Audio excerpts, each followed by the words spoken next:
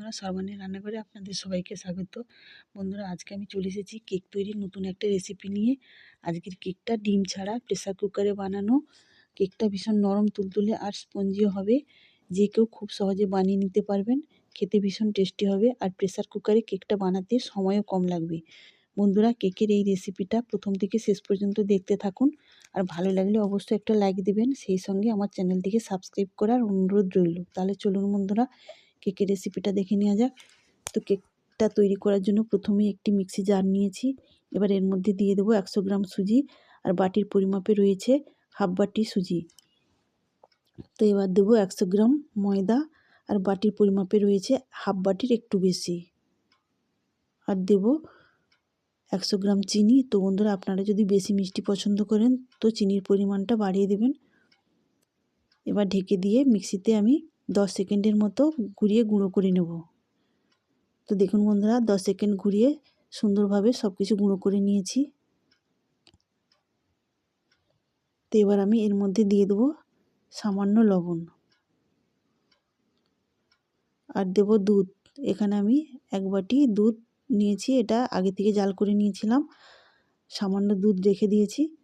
আর দেবো 2 টেবিল চামচ রিফাইন তেল, আর দিচ্ছি সামান্য ড্রাই ইয়েলো ফ্রুট কালার। তো এটা দিয়ে আমি সব কিছু ভালো করে মিক্সি জারের মধ্যেই মিশিয়ে নিলাম। এভাবে সব কিছু মিশিয়ে নেওয়ার পর আমি আবারও 10 সেকেন্ডের মতো ঘুরিয়ে একটা ব্যাটার তৈরি করে নেব। তার আগে আমি যে পাত্রে কেকটা বেক করব, এরকম একটা অ্যালুমিনিয়ামের বাটি নিয়েছি। এবার এটাতে সাদা তেল দিয়ে চারদিকটা ব্রাশ করে নেব। এইভাবে চারদিকটা ব্রাশ করে নেওয়ার পর একটা বাটার পেপার গোল করে কেটে নেব। তো দেখুন বন্ধুরা, এইভাবে বাটার পেপারটা গোল করে কেটে নিয়েছি। নিচের দিকটাতে দিয়ে এর উপরে আবারও তেল ব্রাশ করে নেব।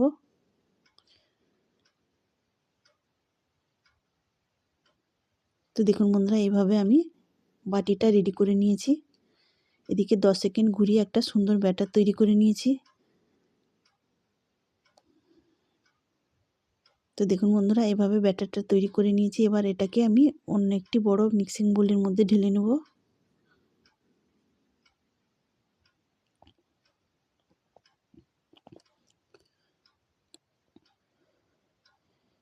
তো বন্ধুরা দেখুন, এইভাবে ব্যাটারটা তৈরি করে নিয়েছি।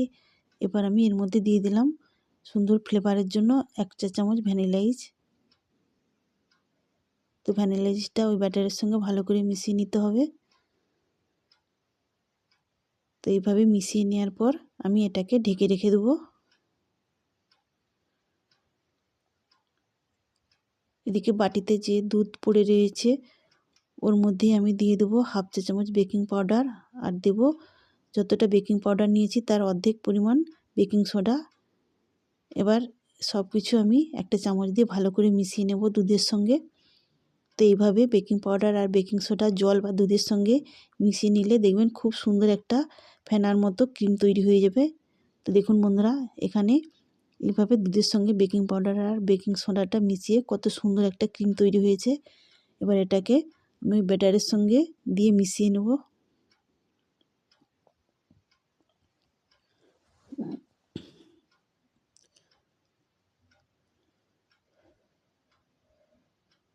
তো বন্ধুরা, ব্যাটারের সঙ্গে এইভাবে বেকিং পাউডার আর বেকিং সোডাটা ভালো করে মিশিয়ে নেওয়ার পর আমি আরও বেশ কিছু সময় ধরে ফেটাতে থাকবো।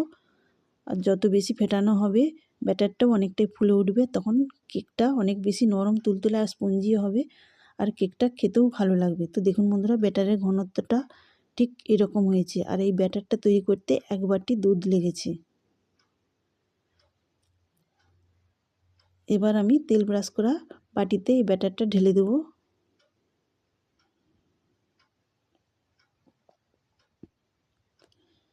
তো এইভাবে ব্যাটারটা ঢেলে দেওয়ার পর এবার বাটিটাকে ধরে একটু ঝাঁকিয়ে নেব, যাতে ভেতরে এতটুকুও ফাঁক না থাকে। তো এইভাবে ঝাঁকিয়ে নেওয়ার পর এবার এটাকে বেক করে নেব। সেই জন্য আগে থেকে একটা প্রেসার কুকার বসিয়ে দিয়েছিলাম গ্যাস অন করে, আর নিচের দিকটাতে আমি লবণ দিয়ে দিয়েছি। এবার এই লবণের উপরে একটা স্ট্যান্ড দিয়ে দেবো। স্ট্যান্ডের উপরে বাটিটাকে সাবধানে বসিয়ে দেবো,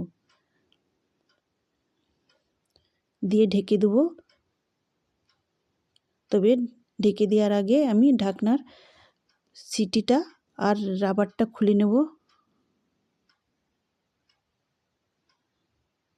এবার আমি ঢেকে দিচ্ছি আর আঁচটাকে হাই রেখে আমি 7 মিনিটের মতো বেক করে নেব। তো 7 মিনিট পরে আমি ঢাকাটা খুলে নিয়েছি। এবার আমি কেকের উপরটাতে কিছু কাজু কিশমিশ দিয়ে দেবো। তো এটা আমি আগে দিলাম না, কেননা আগে দিলে কাজু কিশমিশটা তলার দিকে চলে যেত। তো এইভাবে কাজু কিশমিশটা সাজিয়ে দেওয়ার পর আবারও ঢেকে দেবো। আঁচটাকে লো টু মিডিয়ামে রেখে আরও 15 থেকে 20 মিনিটের মতো বেক করে নেব। তো দেখুন বন্ধুরা, 20 মিনিট পরে ঢাকাটা খুলে নিয়েছি আর কেকটা কত সুন্দরভাবে ফুলে উঠেছে আর দেখতেও কতটা সুন্দর হয়েছে। ভেতরটা ঠিকঠাকভাবে হয়েছে কিনা দেখিয়ে দিচ্ছি। তো দেখুন বন্ধুরা, ছুরির গায়ে এতটুকুও লেগে নেই। তো বোঝাই যাচ্ছে কেকটা সুন্দরভাবে বেক হয়েছে। এবার আমি এটাকে সাবধানে নামিয়ে ঠান্ডা করে নেব। তো কেকটা ঠান্ডা হয়ে গেছে। এবার এইভাবে টেনে টেনে 4-5টা ছাড়িয়ে নিয়ে বাটিটাকে উল্টে দিলেই অনায়াসে কেকটা বেরিয়ে আসবে।